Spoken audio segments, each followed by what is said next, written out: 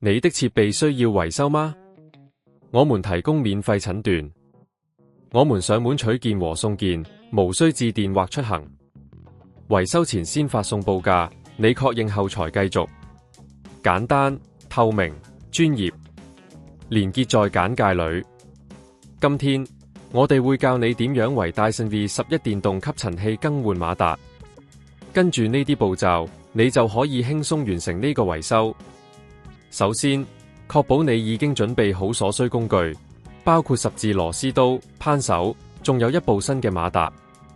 如果你唔確定馬達狀況，可以考慮免費診斷服務，我哋會為你提供專業意見。第一步，將吸塵器完全關閉，並拔掉電源線，確保安全。接住，翻轉吸塵器，找到馬達所在位置。你會見到幾個螺絲，用十字螺絲刀輕輕拆開，並小心地將螺絲放好，避免遺失。第二步，小心取出舊馬達。你可能需要輕輕搖動一下，幫助馬達脫落。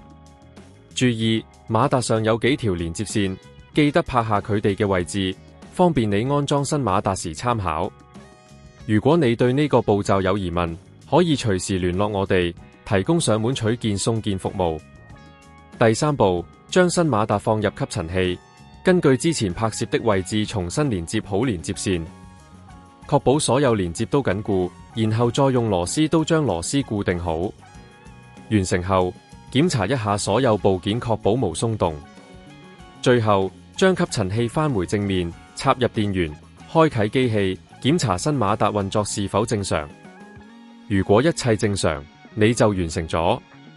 如果你發現有任何問題，記得隨時聯絡我哋，提供維修前報價，確保你得到最優質的服務。跟住呢個簡單嘅步驟，你就可以為你的Dyson V11更換馬達，讓吸塵器恢復最佳性能。如果你需要幫助，記得我哋提供專業維修服務，有需要隨時聯絡我哋。你的設備需要維修嗎？我們提供免費診斷，我們上門取件和送件，無需致電或出行。維修前先發送報價，你確認後才繼續。簡單、透明、專業，連結在簡介裏。